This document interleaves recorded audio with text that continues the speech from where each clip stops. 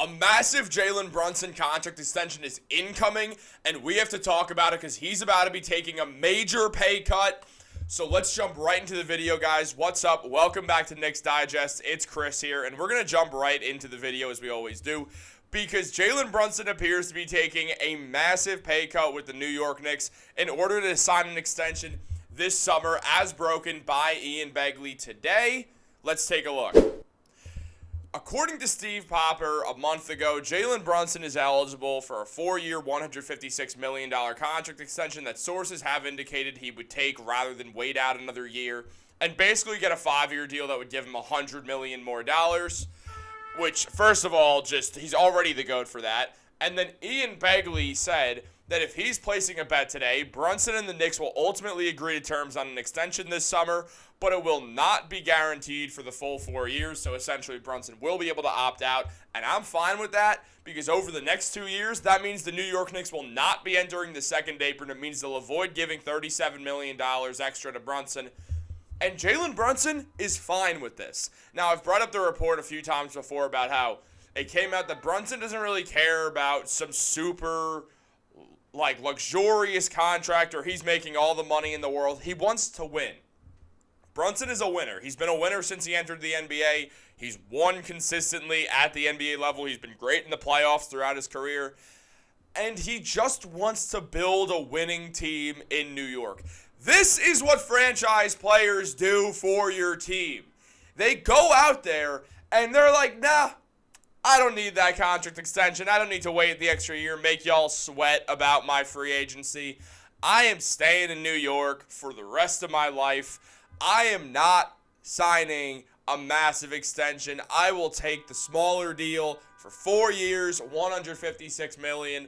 Brunson already signed a depreciating contract when he came here, meaning next year he's getting paid the least amount of money that he'll be getting paid under any of the 3 years that his contract will be with the Knicks. There is the 4th-year player option. Once he accepts that extension, it doesn't really matter what he wants to do with that. I think he still could opt into it, but actually, no. Wait, if he signs the extension this summer, then no, that year goes away. It's a 3-year contract.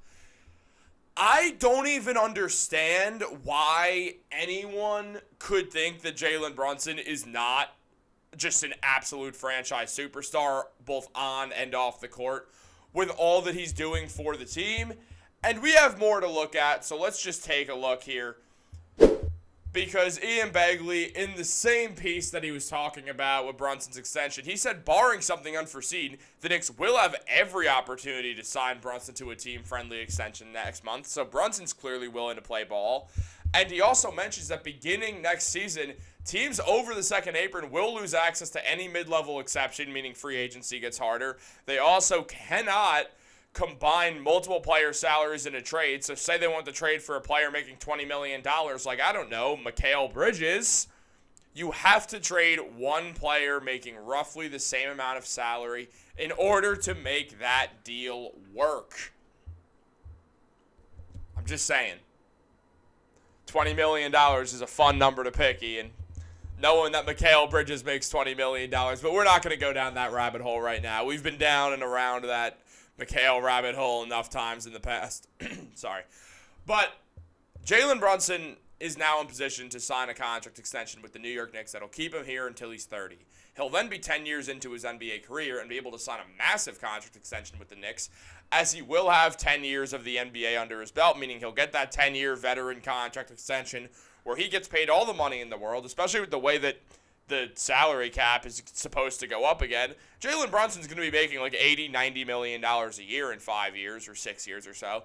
So that's why he doesn't really care as part of it. But it's also, he wants to build a winning team. The Knicks have guys to pay out. They have to pay Josh Hart. They have to pay Dante DiVincenzo. They have to pay Julius Randle. They have to pay Isaiah Hartenstein now. They have to pay OG Anunoby now.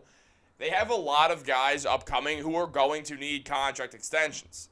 Jalen Brunson sacrificing $37 million over the next 2 years is going to help them do that at such an unreal rate that they're not going to have to worry about the second apron. Jalen Brunson single-handedly is just taking the Knicks and just making them as good of a team as humanly possible. We deserve this as a fan base. We just deserve it.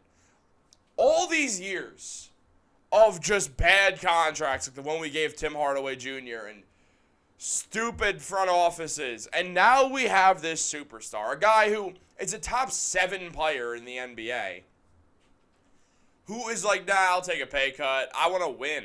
Brunson is not here to just get his money and play basketball in New York. He is here to win an NBA Finals with the Knicks. Brunson is part of this New York Knicks family business thing that's going on, obviously, with his dad, Rick Brunson. He's super tight with Tibbs. If you watch that podcast with Tibbs on it, you could tell that is a family right there.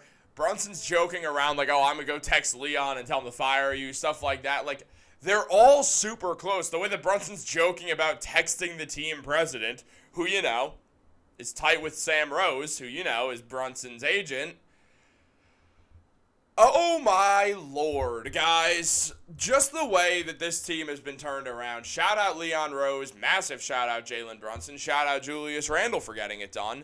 And now what the Knicks have to do after this is find a way to add to this roster. They're going to have more cap flexibility now that Brunson is not taking the massive deal. Because that, they'll have a chance to go out and get someone who can bolster this team and make them arguably the best team in the NBA. I think fully healthy, the Knicks would have won the finals this year.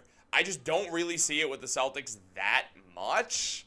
And I really do not think that the New York Knicks can be stopped by too many teams when they're fully healthy. We know why they lost to the Pacers. It was injuries. They weren't worse than the Indiana Pacers. The Pacers are worse than basically every team that makes the playoffs in the Eastern Conference. So it's not that.